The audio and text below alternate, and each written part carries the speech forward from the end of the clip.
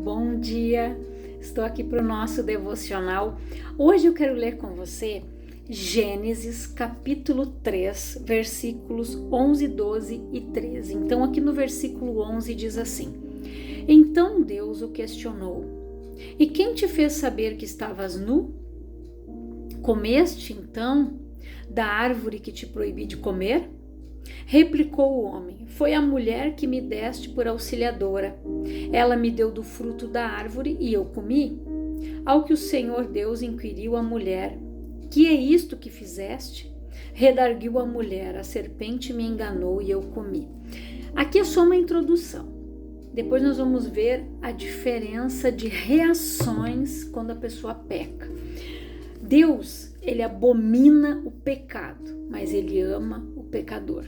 Deus, ele odeia o pecado, tanto que o homem, por um pecado, foi expulso do jardim. Só que aqui, o que a gente observa? Não houve arrependimento. Quando Deus questionou a ambos, eles jogaram a culpa. O homem jogou na mulher, a mulher jogou na serpente. Nenhum deles reconheceu que errou. Nenhum deles aqui, a Bíblia não cita que eles pediram perdão para Deus. Não, a mulher que o Senhor me deu por auxiliadora. Então, aqui quando o pecado entrou, já entrou o quê? Culpa, acusação, estender o dedo um para o outro, e isso entrou aqui. Aí, o que a gente aprende? Que a gente vai ver aqui também, no Salmo 51, a diferença de uma pessoa que pecou, mas se arrependeu. O arrependimento genuíno. Hoje eu estava escutando uma ministração que falou muito comigo, aonde ele falava ali no momento em que Jesus estava na cruz. O que matou Jesus? Não foi Roma, não foi Pilatos, foi a ira do Senhor. Por isso que Jesus, ele disse: se for possível, passa de mim este cálice, mas todavia seja feita a tua vontade e não a minha. A palavra diz em Isaías que agradou ao Senhor moê-lo. Quando Jesus ele estava naquela cruz, isso é muito forte. Jesus era uma bola de iniquidade. A ira do Pai se acendeu quando ele clamou e disse: Lamá, lamá, sabactane, ou seja, Deus meu, por que me abandonaste? Porque Deus não conseguia olhar para ele, porque ele estava com todo o pecado da humanidade sobre si. Aí, aquele cálice da ira, pensa num meteoro, veio e atingiu Jesus, porque ele estava com todo o pecado, toda a iniquidade sobre ele. Deus odeia o pecado. Deus abomina, é abominação para o Senhor o pecado, mas ele ama o pecador. Por isso que ele mandou o Filho morrer na cruz. O Filho desceu do alto, ele veio como servo. Jesus é o maior exemplo da humildade, porque ele não olhou, ele não pensou: não, mas eu, filho, vou descer. Não, ele veio, ele se despiu da sua divindade, veio como servo, ele veio para servir. Ele diz: eu vim para servir aquele que me enviou. E eu quero ler com você aqui no Salmo 51, que fala, de um arrependimento. E aqui, Davi, ele não acusou ninguém. Ele assumiu a sua culpa. Ele pediu perdão pelo seu pecado, ao contrário de Adão e Eva. E aqui a gente aprende com eles. Aqui Davi, ele diz assim: tem piedade de mim, ó Deus, segundo a tua misericórdia. Conforme a tua grande clemência, apaga minhas transgressões. Lava-me de toda a minha culpa e me purifica do meu pecado. Pois no meu íntimo reconheço as minhas transgressões e trago sempre presente o horror do meu pecado. Pequei contra ti somente, e pratiquei o mal que tanto reprovas. Portanto, justa é a tua sentença e incontestável ao julgar-me condenado. Reconheço que sou pecador desde o meu nascimento, sim, desde que me concebeu minha mãe. Olha o que Davi fala. Sei que tu queres estabelecer a verdade no meu interior e no meu coração ministras a tua sabedoria. Portanto, purifica-me com hisopo e ficarei limpo. Lava-me e mais branco do que a neve serei. Faze-me voltar a ouvir júbilo e alegria, e os ossos que esmagaste exultarão. Esconde o rosto do meu pecado e apaga todas as minhas iniquidades. Ó Deus meu, cria em mim um coração puro e renova dentro de mim um espírito inabalável. Não me afastes da tua presença, nem tires de mim teu Santo Espírito. Restitui-me a alegria da tua salvação e sustenta-me com um espírito disposto a obedecer. Então ensinarei os teus caminhos aos transgressores, para que os pecadores se voltem também para ti. Salva-me do pecado de sangue derramado. Olha o que Davi confessa aqui. Ó Eterno, Deus da minha salvação, para que a minha língua seja livre para cantar exaltando a tua justiça. Ó Senhor, dá palavras corretas aos meus lábios, para que a minha boca possa proclamar o teu louvor. Não te deleitas em sacrifícios, nem te comprazes em oferendas, pois se assim fosse, eu os ofereceria. O verdadeiro e aceitável sacrifício ao Eterno é o coração contrito, um coração quebrantado e arrependido jamais será desprezado por Deus. Quem que te regozijes em abençoar a Sião e edificar as muralhas de Jerusalém? Então te agradarás dos sacrifícios sinceros, das ofertas queimadas e dos holocaustos, e novilhos serão oferecidos sobre o teu altar. Olha o que Davi fez aqui. Ele reconheceu a culpa, ele reconheceu o pecado, ele pediu para que Deus apagasse as suas transgressões. Ele disse, eu pequei. Ele não disse foi a Betseba, foi o fulano, não. Ele não jogou a culpa e nem a responsabilidade dos seus atos, a responsabilidade da sua escolha, a responsabilidade do seu pecado sobre ninguém. Ele assumiu a culpa dele. E aqui ele disse, esconde o rosto do meu pecado e apaga todas as minhas iniquidades. Ó Deus meu, cria em mim um coração puro e renova dentro de mim um espírito inabalável. Não me afastes da tua presença, nem tires de mim teu Santo Espírito. Olha o que Davi pediu. Enquanto o homem lá no jardim ficavam jogando a culpa um para o outro, preocupados em esconder a sua nudez, porque Deus disse, quem disse que você estava nu? Preocupado em esconder a sua nudez, Davi, ele estava transparente diante de Deus, nu espiritualmente diante do Senhor. Ele se expôs por completo diante do Senhor. Ele confessou a culpa, ele confessou o pecado dele quando ele disse aqui, não me afastes da tua presença, nem tires de mim teu Santo Espírito. Restitui-me a alegria da tua salvação e sustenta-me com o espírito disposto a obedecer. Então ensinarei os teus caminhos aos transgressores, para que os pecadores se voltem também para ti. E olha o que ele diz aqui. Salva-me do pecado de sangue derramado, ó Eterno. Por quê? Aqui, quando Davi colocou o marido da Betseba, quando ele mandou, ele escreveu e deu ordem para que, acho que o Abner, se não me falha a memória, que era o comandante do exército dele, colocasse o Urias na frente de batalha, era para ser morto. E Urias, ele foi morto pela espada daquele povo inimigo.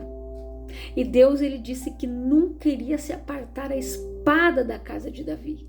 A casa de Davi só teve paz no reinado de Salomão. Mas enquanto Davi foi rei, Davi guerreou muitas batalhas. Por isso que Deus, ele não permitiu que Davi edificasse o templo para o Senhor, porque ele disse, Davi, você é um homem sanguinário, você é um homem que já derramou muito sangue. porque Davi era na época dos reis, eles tinham que lutar para conquistar, para ter o reino, para ter as terras, aquilo que Deus, tinha para eles, era conquistado assim. Deus dava vitória para eles sobre os inimigos, para que eles conquistassem todo o território que Deus disse que haveria de dar para o povo de Israel.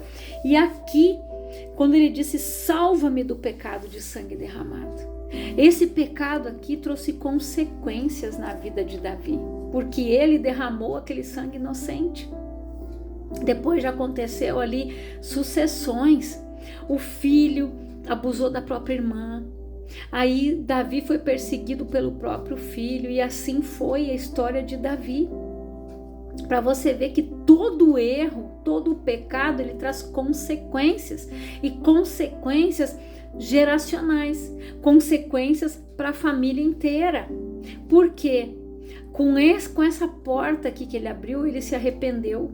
Quando o profeta Natan foi contando aquela historinha para ele, ele disse, esse é digno de morte. Ele disse, esse é você, Davi. Ele caiu em si e ele fez esta oração. Então Davi se colocou transparente diante do Senhor. Nós precisamos ser assim. Não adianta a gente querer jogar culpa para o outro. Não, mas foi fulano que me convidou. Não, mas foi Beltrano. Não, a escolha é nossa. A palavra diz que nós temos livre arbítrio. Então nós sabemos, a palavra diz, tudo me é lícito, mas nem tudo me convém. Eu sei o que me convém. Eu sei o que não me convém, eu sei as vestes que me convém, eu sei os lugares que me convém, as mesas que me convém. Eu não posso sentar na roda dos escarnecedores, piadinha suja, bebedeiras, esses lugares eu não me assento, porque não é lugar para mim.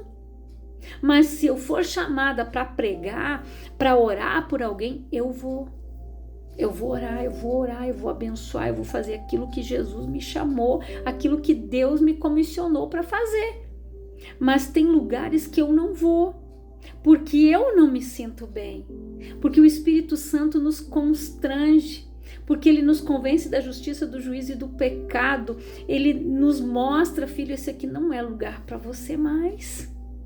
Jesus, ele fez uma oração, Pai, livra-nos do mal. Eles estão no mundo, mas não pertencem ao mundo. Então nós estamos aqui de passagem, mas aqui não é a nossa morada. Nós não vamos morar aqui. O dia que Cristo voltar, o dia que o Senhor vir buscar a igreja limpa, sem mácula, sem mancha. Por isso que Davi disse, me limpa e eu ficarei limpo, como sopo.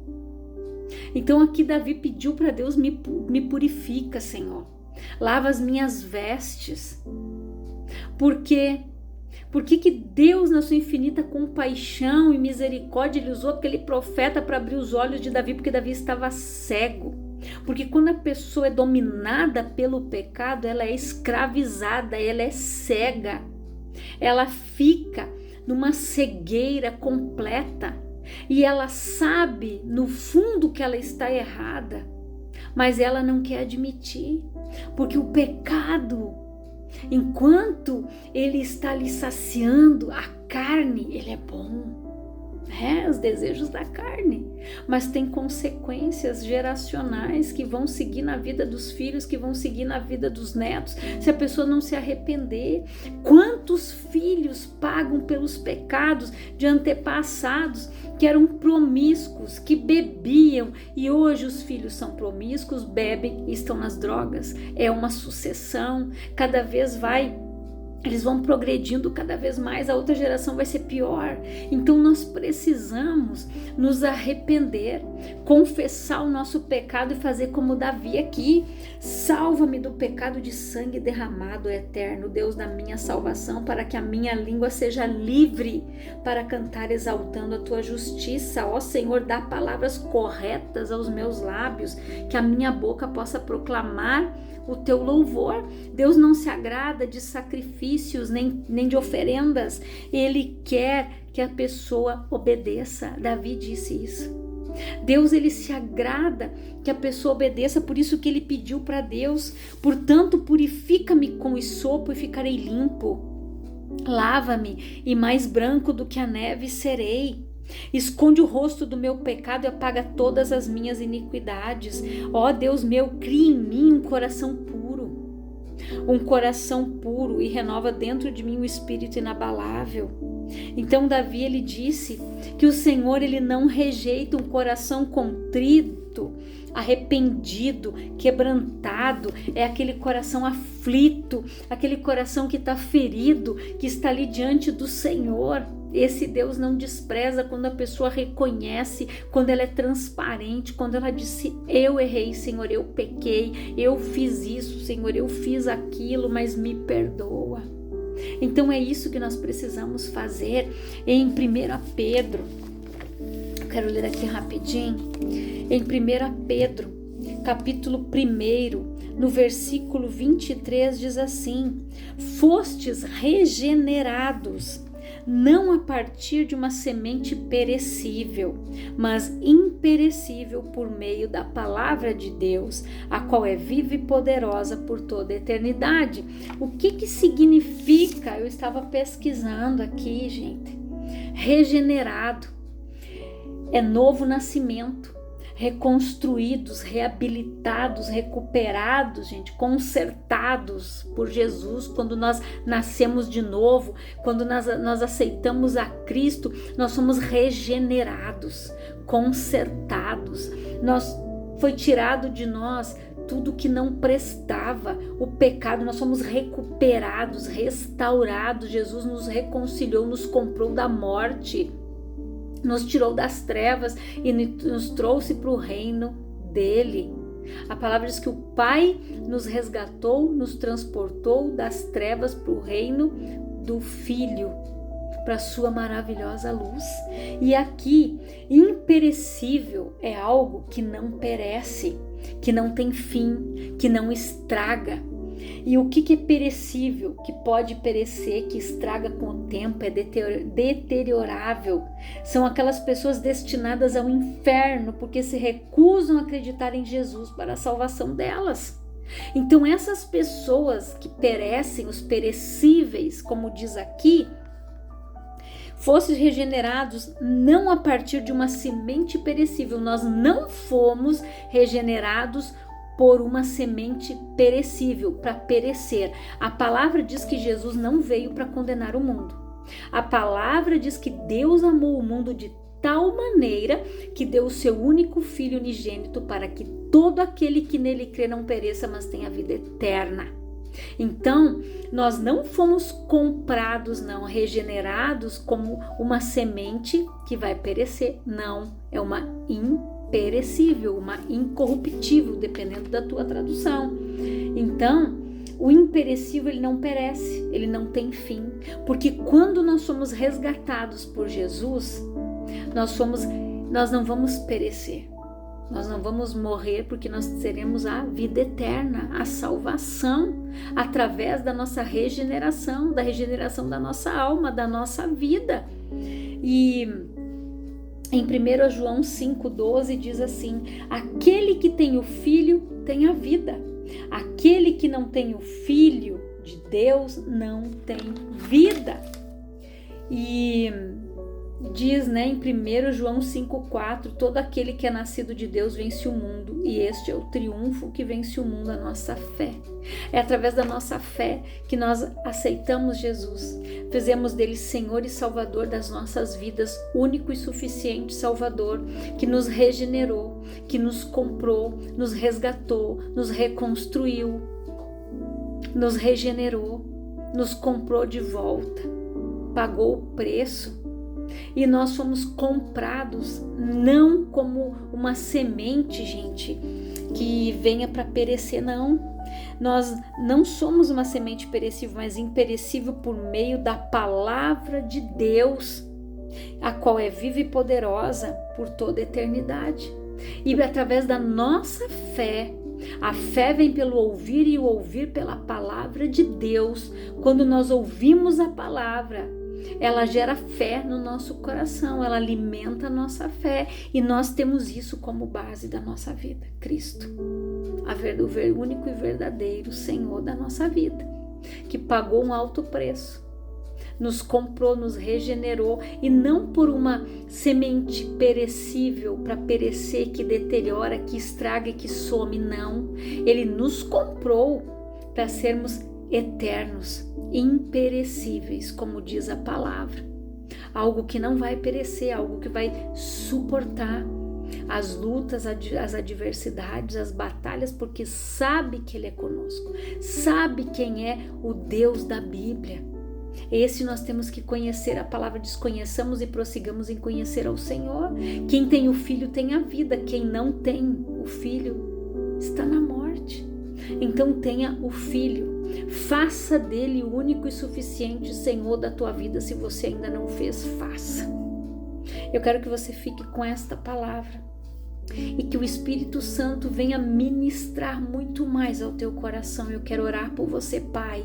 Eu oro por todas estas pessoas que ouvem esta palavra, que elas tenham este entendimento de que elas não são uma semente que veio para perecer, mas imperecível. Elas serão aquelas, Pai, que não vão se deteriorar. São eles os escolhidos para não irem para o inferno, mas para ter a vida eterna.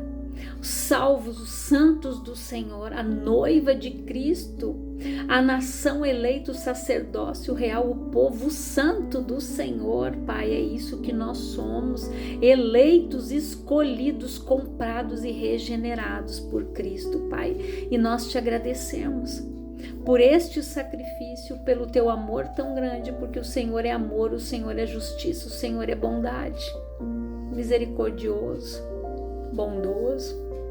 O Senhor, Pai, tem qualidades inexplicáveis, e nós só temos a te agradecer pelo teu amor tão grande, por nos comprar de volta, por Jesus, Pai, ter padecido tudo que padeceu por cada um de nós, Pai.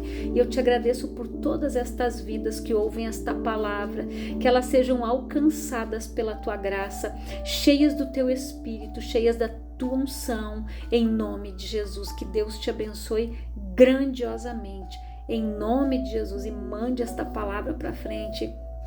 Passe para outras pessoas, porque o YouTube entende que quando você curte, quando você compartilha, que o conteúdo é bom, e isso alcança outras vidas, alcança outras pessoas, e isso é feito através de mim e de você. Que Deus te abençoe, no nome de Jesus.